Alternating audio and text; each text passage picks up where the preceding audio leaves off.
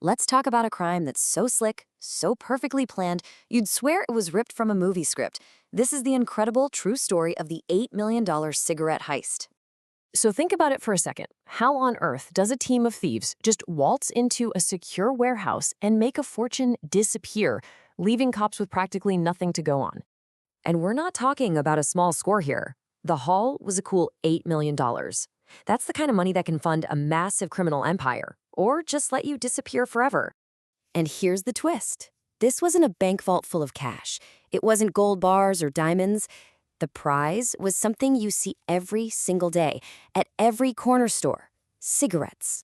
Okay, so let's set the scene. It's a cold January night back in 2010. We're in East Peoria, Illinois, at a place called the Federal Warehouse Company. It looks like a fortress, but for this crew, it was just a challenge.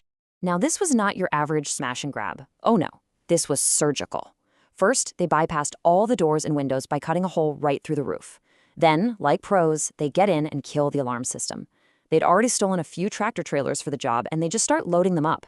We're talking 3 to 5 entire trailers full of cigarettes.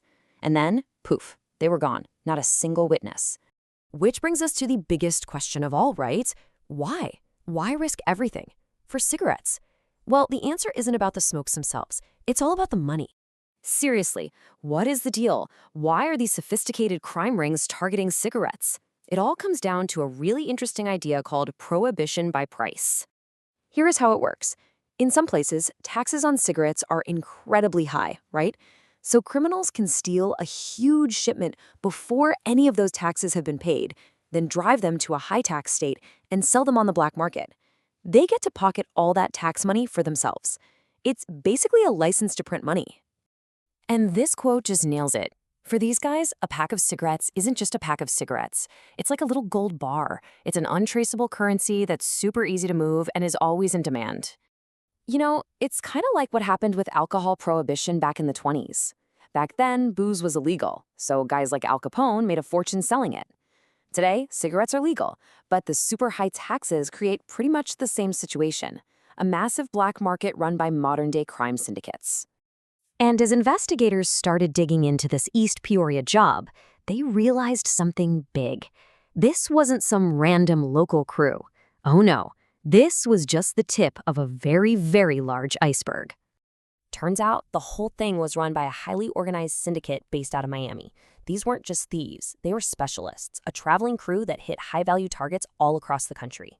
And I mean, just look at this crime spree. It's unbelievable. Over a couple of years, they hit warehouses in 5 different states. They stole pharmaceuticals, cell phones, and of course, tons of cigarettes. When you add it all up, their known heists were worth over $90 million. This crew was on another level. And they had a signature, a calling card. In every single one of these jobs, they used the exact same playbook. They were the roof entry guys. They'd find a warehouse, pop a hole in the roof, kill the alarms, and drive off in stolen semis. It's how they operated, every time. So a crew this professional, this disciplined, they seem untouchable, right? They moved like ghosts. So how in the world did law enforcement finally catch up to them? That's always the big question in these cases, isn't it? How do you catch a ghost? Well, no matter how careful you are, no matter how perfect the plan is, you always make a mistake. And in this case, the mistake that brought them down was tiny. So small, the crew probably never even gave it a second thought. But for investigators, it was everything. It all came down to a single piece of evidence they couldn't clean up, couldn't burn, couldn't erase. It came down to DNA. So here's the breakthrough.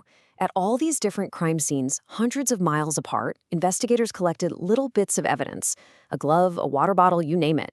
And when they ran the DNA, they got a hit. The same guy's DNA, a man named Ahmed Villa, showed up at the scenes in Illinois, Connecticut, Virginia, and Florida.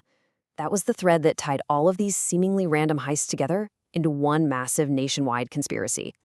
Once the FBI had Ahmed Villa's name, the whole house of cards came tumbling down. They were able to track down the rest of the Miami crew. Facing a mountain of evidence, they all pleaded guilty.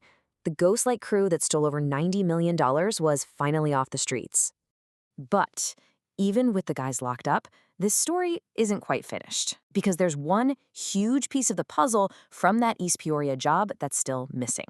That's right. The cops caught the criminals, but they never, ever found the cigarettes. The entire $8 million haul from Illinois just disappeared into thin air. And that leaves us with the final nagging question. Where did it all go? Did it get sold out of the trunks of cars, one carton at a time? Was it funneled through a secret network of shady stores? We'll probably never know for sure. But it's a wild reminder of this massive, invisible black market that's humming along right under our noses.